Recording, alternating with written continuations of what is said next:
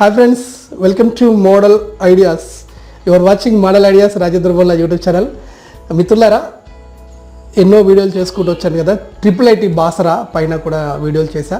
Cut off marks తర్వాత ఏ caste based ఎన్ని సీట్లు ఉన్నాయి, మొత్తం సీట్లలో రిజర్వేషన్ నెంబర్తో సహా ఇచ్చుకుంటూ వచ్చా. ఇంకొక విషయం ఏంటంటే IIIT బాసరాకి మనం కౌన్సిలింగ్ జరిగితే కౌన్సిలింగ్కి ఏమేమి సర్టిఫికెట్లు తీసుకొని పోవాలి, కౌన్సిలింగ్కి మనం వెళ్ళేటప్పుడు ఖచ్చితంగా ఎన్ని జిరాక్స్లు ఏమేమి సర్టిఫికెట్లు, దీంతోపాటు ఎవరైనా ఉద్యోగులు ఎవరైనా స్టూడెంట్స్ బ్యాంకు లోన్ ఇస్తుంది మనకి IIIT, బ్యాంకు లోన్కి ఏమేమి డాక్యుమెంట్లు తీసుకెళ్ళాలి, ఓకేనా, వీటికి సంబంధించిన విషయాలు, అలాగే ఫీ ఎంత కట్టాలి, IIITలో ఫీ ఎంత ఉంటుంది, ఈ సంబంధించిన పూర్తి వివరాలతో ఒక వీడియో చేయాలని ఎప్పటి నుండి అనుకుంటున్నాను. ఇప్పుడు నాకు టైం దొరికింది, ఇవి వీడియోలలో చేస్తూ ఉంటాను. సో కంటిన్యూగా వచ్చే వీడియోలో మీరు కామన్గా చూసుకుంటూ వెళ్ళండి. క్లియర్ ఇన్ఫర్మేషన్ అయితే ఈ వీడియోలో ఇస్తున్నాను. ఫీజు, లోన్ ఎలా తీసుకోవాలి, కౌన్సిలింగ్ ఎలా జరుగుతుంది, కౌన్సిలింగ్లో మనం ఏమేమి సర్టిఫికెట్లు తీసుకోవాలి, ఇవన్నీ ఇందులో ఉంటాయి. సో కంటిన్యూగా చూడండి. ఛానల్ని సబ్స్క్రైబ్ చేయడం మర్చిపోకండి. సబ్స్క్రైబ్ చేసిన తర్వాత బెల్ బటన్ నొక్కడం అసలే మర్చిపోకండి. ఎందుకంటే అందరిలాంటి యూట్యూబ్ ఛానల్ ఇది కాదు. మీకు భవిష్యత్తులో చాలా అవసరం ఉంటుంది నా యూట్యూబ్ ఛానల్తో, నాతో. మీరు బీటెక్ అవ్వండి, ఇంకెక్కడికైనా వెళ్ళండి, కానీ నా అవసరం మీకు చాలా ఎక్కువగా ఉంటుంది. కాబట్టి సబ్స్క్రైబ్ చేసి బెల్ బటన్ ఆల్ సెలెక్ట్ చేసుకోండి. ఓకేనా? Thank you and all the best. Hi friends, welcome to model ideas. Your watching model ideas Rajendra Bolla YouTube channel. మిత్రులారా, ఎప్పటికప్పుడు కొత్త ఉద్యోగాలను గురించి అలాగే నోటిఫికేషన్ల గురించి ఎన్నో వీడియోలు, దాదాపు 450 వీడియోలు చేసిన నేను, యువత కోసం ఎన్నో హెల్ప్ చేస్తున్న నేను ఈసారి IIIT బాసరా నోటిఫికేషన్ పైన ఇప్పటికే వీడియో చేశా. ఇప్పుడు ఈ వీడియోలో నేను ఏం చెప్తున్నానంటే IIIT బాసరా కౌన్సిలింగ్ అనేది ఎలా జరుగుతుంది, సీట్ వచ్చిన వాళ్ళు ఏమేమి సర్టిఫికెట్లు సబ్మిట్ చేయాలి, ఓకేనా, తర్వాత IIITలో సీట్ వచ్చిన వాళ్ళు ఫీ ఎంత కట్టాలి, ఫీ కట్టలేని వాళ్ళు ఇక్కడ బ్యాంకు లోన్ ఇస్తుందండి, లోన్ ఎలా తీసుకోవాలి. సో చాలా విషయాలు ఇందులో ఉన్నాయన్నమాట కదా. కౌన్సిలింగ్ వెళ్ళేటప్పుడు ఏమేమి డాక్యుమెంట్ తీసుకోవాలి, ఎన్ని జిరాక్సెస్ ఉండాలి, వీటిని గురించి పూర్తి వివరాలు ఈ వీడియోలో నేను పెడతాను. ఒక్క విషయం ముందు గుర్తుపెట్టుకోండి, ఎన్నో రకాల యూట్యూబ్ ఛానల్స్ ఉంటాయి, ఎవరెవరు ఎంతో ఇన్ఫర్మేషన్ పెడతారు, కానీ నా యూట్యూబ్ ఛానల్లో జెన్యూన్ ఇన్ఫర్మేషన్ ఉంటుంది. తెలిస్తేనే అందులో నాకు నాలెడ్జ్ ఉన్నది మాత్రమే నేను వీడియో చేస్తాను. ఇకపోతే ప్రస్తుతం మన యొక్క యూట్యూబ్ ఛానల్లో ఉన్నటువంటి దాదాపు అంటే 14,000 మంది సబ్స్క్రైబర్లలో నా యొక్క వీడియోలు చూసేవాళ్ళు అంటే సబ్స్క్రైబ్ చేసిన వాళ్ళు కేవలం 10% చూస్తే 90% సబ్స్క్రైబ్ చేయని వాళ్ళు చూస్తున్నారు. కాబట్టి మీరు కనుక నా ఛానల్కి ఇదే ఫస్ట్ సార్ అయితే దయచేసి ముందు సబ్స్క్రైబ్ చేసిన తర్వాత వీడియో చూడండి. నేను సబ్స్క్రైబ్ చేయను అంటే దయచేసి ఈ వీడియో చూడకండి, మీకు వేరే ఛానల్స్ ఉంటాయి, ఆ వీడియోలు చూసుకోండి. ఓకేనా? రైట్. సో ఇక ఈ రాజీవ్ గాంధీ యూనివర్సిటీ బాసరా IIITలో సీట్ వస్తే లాభం ఏంటంటే ఇక్కడ 2 సంవత్సరాల ఇంటర్మీడియట్, తర్వాత 4 సంవత్సరాల ఇంజనీరింగ్, 6 సంవత్సరాల ఎడ్యుకేషన్ ఇక్కడ సింపుల్గా అయిపోతుంది అనమాట. సో మళ్ళీ ఇక్కడ స్టాండర్డ్స్ ఎలా ఉంటాయి, ఇంటర్నేషనల్ స్టాండర్డ్స్ ఉంటాయి. సో జాతీయ స్థాయిలో ఉండేటువంటి IITకి దాదాపు దగ్గరగా ఉంటుంది ఇక్కడ ఎడ్యుకేషన్. అందుకే ఈ కాలేజీలకు చాలా క్రేజ్. అయితే ఇక్కడ సీట్ రావాలని ఎంతమంది కోరుకుంటారు. సరే, ఇప్పుడు మీరు అందరూ ఆన్లైన్లో అప్లై చేశారు. దెన్ ఆఫ్టర్ వాళ్ళు ఏం చేస్తారు, ఆన్లైన్లో అప్లై చేసినటువంటి మనకి ఇక్కడ సీటు 1,500 ఉన్నాయి. సో దాదాపుగా అప్లై చేసే వాళ్ళ సంఖ్య నాకు తెలిసి ఒక 70-80 వేలు ఉండొచ్చు.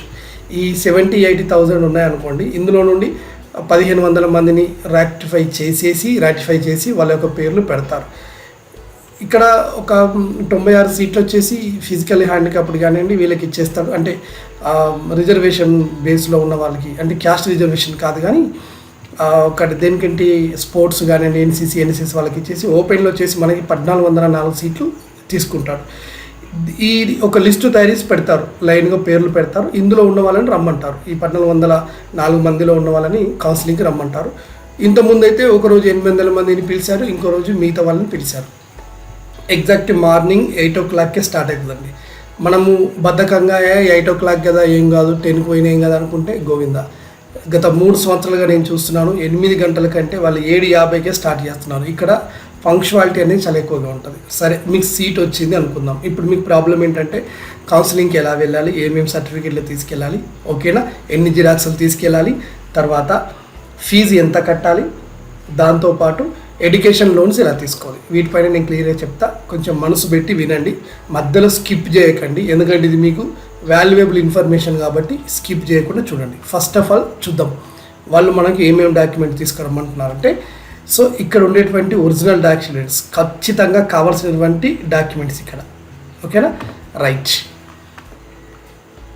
Number 1 hall ticket. 10th మీరు ఎగ్జామ్ రాశారు కదా, ఇక్కడ ఫస్ట్ ఆఫ్ ఆల్ చూడండి, original plus 2 sets of xerox. అంటే ఇక్కడ నేను ఇప్పుడు చెప్పబోయేటివన్నీ ఒరిజినల్ ఒక సెట్ మీకు ఉండాలి, 2 సెట్స్ అన్నారు. 2 అన్న కూడా మీరు 4 తీసుకొని పోండి. అక్కడ బాసర ట్రిపుల్ ఐటీ దగ్గర జిరాక్స్ సెంటర్స్ టైంకి ఉండవు, ఉన్న మంది ఎక్కువ ఉంటారు, చాలా ఇబ్బంది ఉంటుంది. కాబట్టి అన్నీ అడిషనల్గానే మన ఇంటి దగ్గర రెడీ చేసుకుని పోవాలి. ఓకేనా?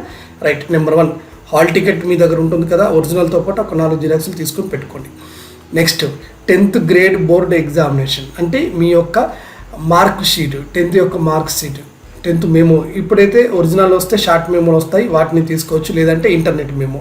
మీ కౌన్సిలింగ్ వరకు నాకు తెలిసి షార్ట్ మెమోస్ వస్తాయి కాబట్టి ఒరిజినల్ షార్ట్ మెమో. నెక్స్ట్ ఒక 4 జిరాక్స్లు. నెక్స్ట్ టీసీ, మీరు ఏ స్కూల్లో అయితే చదివారో ఆ స్కూల్ నుండి టీసీ తీసుకోండి, దాని జిరాక్స్. నెక్స్ట్ కండక్ట్ సర్టిఫికేట్, నీ ప్రవర్తన ఎట్లా ఉన్నది అనేది అక్కడ వాళ్ళు ఇస్తారనమాట. అది సో కండక్ట్ సర్టిఫికేట్, బోనఫైడ్ ఇవన్నీ వాళ్ళే కల్పించేస్తారు, ఇది తీసుకోండి. ఓకేనా? నెక్స్ట్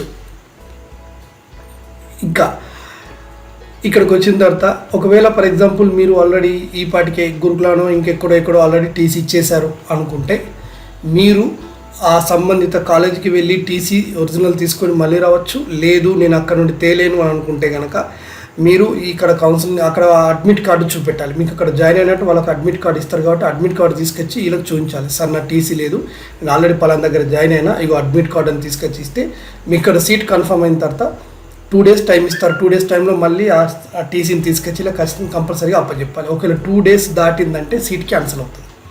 ఇది గుర్తుపెట్టుకోండి. ఓకే, ఇక్కడ రూల్స్ అంటే రూల్స్ ఖచ్చితంగా ఉంటాయండి. Next study certificate. ఇది చాలామంది పెద్ద ప్రాబ్లమేటిక్గా నేను చేసిన ప్రతి వీడియోకి అడుగుతున్నారు. ఇక్కడ 4th క్లాస్ నుండి 10th క్లాస్ వరకు కంపల్సరీ స్టడీ సర్టిఫికేట్ కావాలంటారు. నాకేమంటారు, ఒక ఆయన మెసేజ్ చేసుకుంటే ఏమంటారంటే, సార్ నేను 5th వరకు ఒక స్కూల్ అయినా, స్కూల్ ఇప్పుడు లేదు సార్, నేను ఎట్లా తెచ్చుకోవాలి? తర్వాత నేను 7th 8th జంప్ అయి 9thకి వెళ్ళినా సార్, 9th నాకు ఎవరు ఇస్తారు? తర్వాత వచ్చేసి 6th క్లాస్ నేను చదివిన స్కూల్ అడ్రస్ లేదు సార్, ఎట్లా తెచ్చుకోవాలి? ఇట్లా అందరూ పిచ్చి పిచ్చి డౌట్లు అడుగుతున్నారు. ఇది నిజం కూడా. ఇలాంటి వాళ్ళు మీరు గుర్తుపెట్టుకోండి. ముందుగా మీ స్కూల్ అడ్రస్ లేకపోతే, మీ స్కూల్లో చదివిన అంటే మీకు చదువు చెప్పిన సార్ కానీ ఆ సంబంధిత హెడ్ మాస్టర్ వాళ్ళు ఉంటే వాళ్ళ ఇంటికి వెళ్ళి మీరు బతిలాడితే వాళ్ళు, ప్రైవేట్ స్కూల్కే ఈ ప్రాబ్లం ఉండదు, గవర్నమెంట్ స్కూల్కి ఈ ప్రాబ్లం ఉండదు. ఓకేనా? వాళ్ళు ఎక్కడో ఒక రకంగా మీకు వెతికిస్తారు. ఖచ్చితంగా 4th నుండి 10th వరకు కావాలి. ఒకవేళ 5th నుండి ఉన్న వాళ్ళు యాక్సెప్ట్ చేస్తారు. ఓకేనా? కానీ ఇక లేదు అంటే మీరు ఏదైనా ఒక ప్రయత్నం చేసి తెచ్చుకునే ప్రయత్నం అయితే చేయండి. ఓకేనా? జెన్యూన్గా ఉండాలి. లేదు అంటే మిమ్మల్ని నాన్ లోకల్ క్యాడర్లో పడేస్తారు. లోకల్ క్యాడర్లో కాకుండా నాన్ లోకల్ వేస్తారు. దానివల్ల సీట్ కోల్పోయే ప్రమాదం ఉంటుంది. ఇది కూడా గుర్తుపెట్టుకోండి.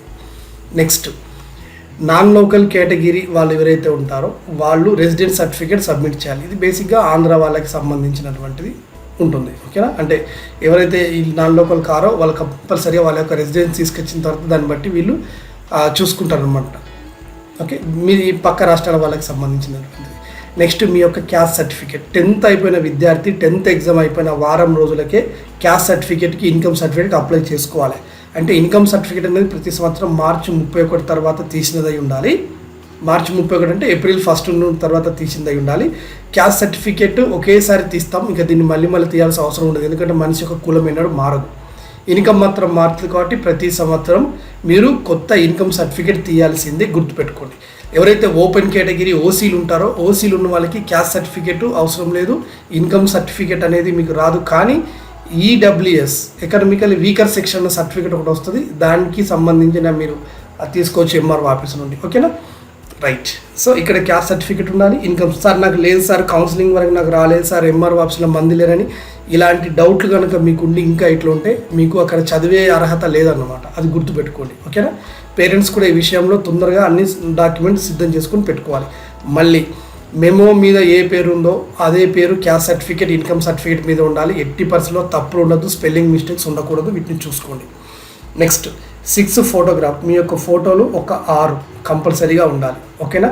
దీంతో పాటు అడిషనల్గా మీ యొక్క అమ్మ నాన్నలు కానీ మీరు ట్రిపుల్ ఐటీలో సీట్ వస్తే మిమ్మల్ని తీసుకురావడానికి ఎవరో ఒకరు వస్తారు కదా, వాళ్ళ యొక్క 4 ఫోటోలు కంపల్సరీ తీసుకెళ్ళాలి.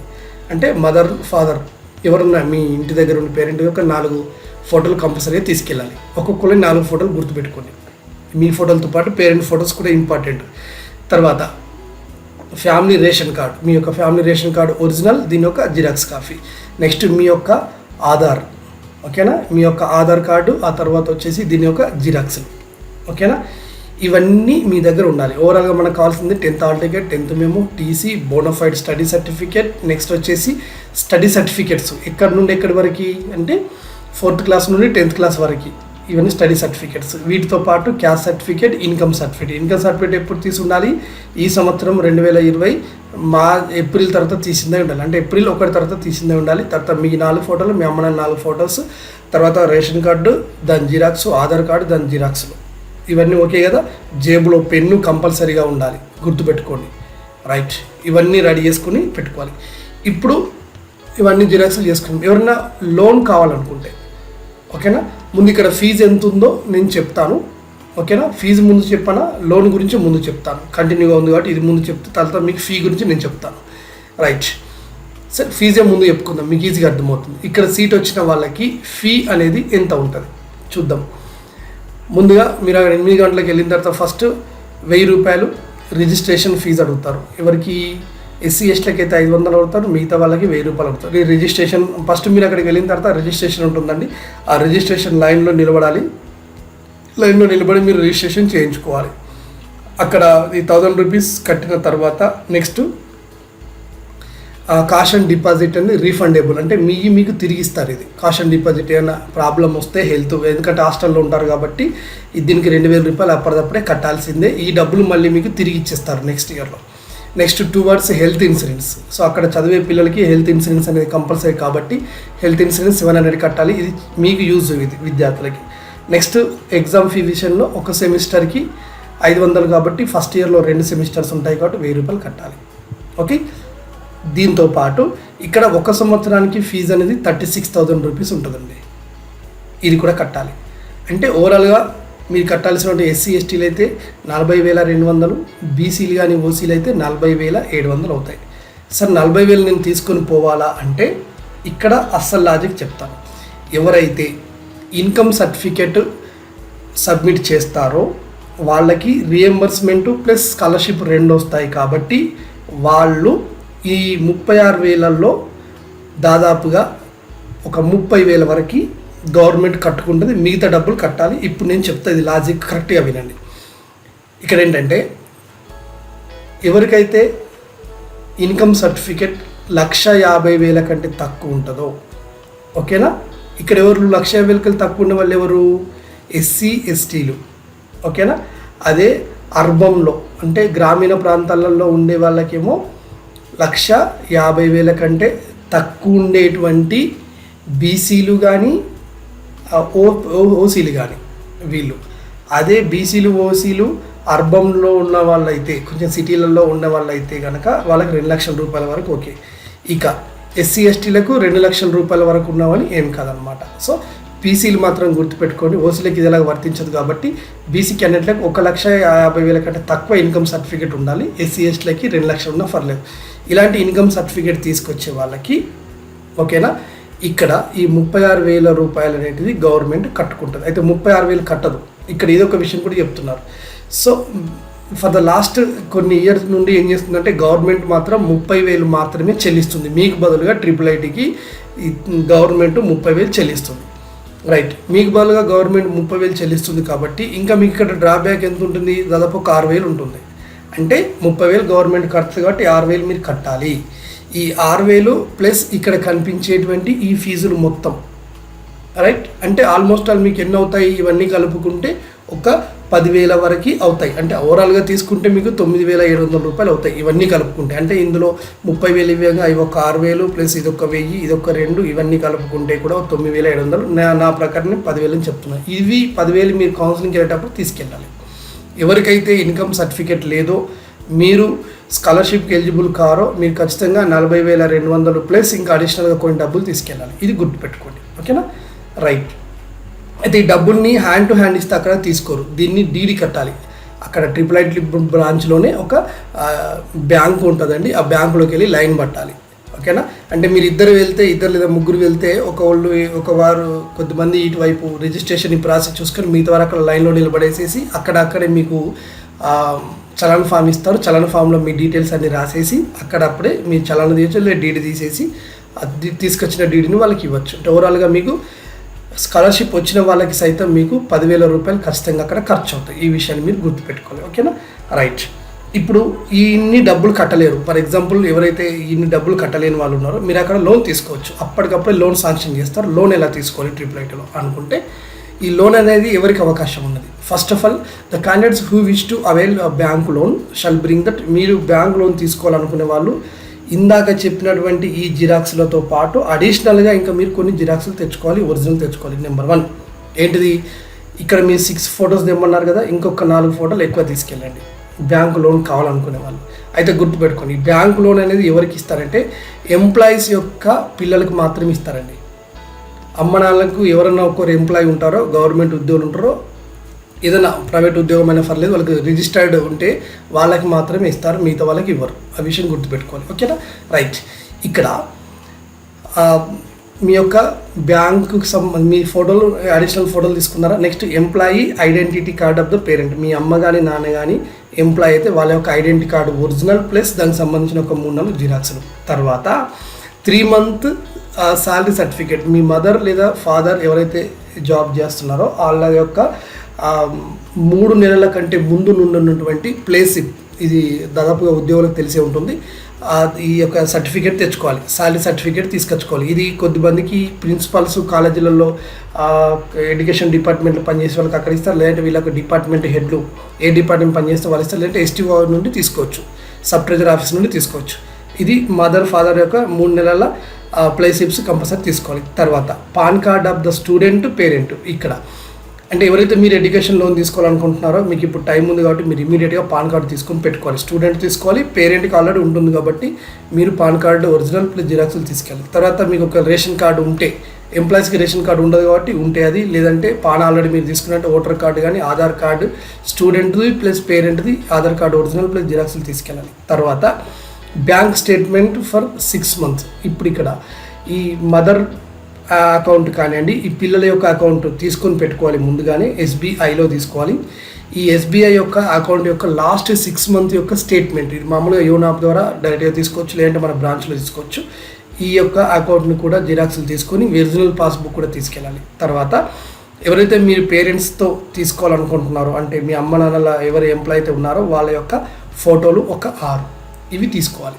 వీటన్నిటిని తీసుకెళ్ళి అక్కడ అడ్మిషన్ మీ ప్రాసెస్ అయిపోగానే అక్కడ బ్రాంచ్లోకి వెళ్ళి ఇవి మీరు సబ్మిట్ చేయగానే 1 గంట వాళ్ళ టైంలోనే మీకు అవసరం ఉన్నటువంటి ఈ యొక్క డబ్బుని వాళ్ళే బ్యాంకు వాళ్ళు డీడీ తీసేసి మీకు మీ అకౌంట్లో డబ్బుని జమ చేసి తర్వాత డీడీ తీసేస్తారు. ఈ రకంగా మనం ఎడ్యుకేషన్ లోన్ అనేది పొందొచ్చు. ఓకేనా, రైట్. ఇంకా మీకు ఏమైనా ప్రాబ్లం ఉంటే కనుక ఇక్కడ ఉన్నటువంటి ఈ నెంబర్స్కి దట్ వీ కెన్ కాల్. ఓకేనా, కనిపించే ఫోన్ నెంబర్కి మనం ఫోన్ చేసి పూర్తి వివరాలు తెలుసుకోవచ్చు. So this is all about. ఎంత క్లియర్గా ఓపిక్గా మంచి లాంగ్వేజ్తో చెప్పాను. నేను ఇప్పుడు రికార్డ్ చేసేది అర్ధరాత్రి దాదాపు 12-1 గంట అవుతుంది. ఈ టైంలో ఎవరి డిస్టర్బెన్స్ ఉండదని మంచిగా క్లియర్గా ఎక్స్ప్లెయిన్ చేశాను. ఓకేనా, సో మీ అందరికి బాగా నచ్చుతుంది అనుకుంటాను. ఇంత కష్టపడి నేను వీడియో చేశాను కాబట్టి మీరు ఖచ్చితంగా వెళ్ళిపోయే ముందు లైక్ చేయాలి.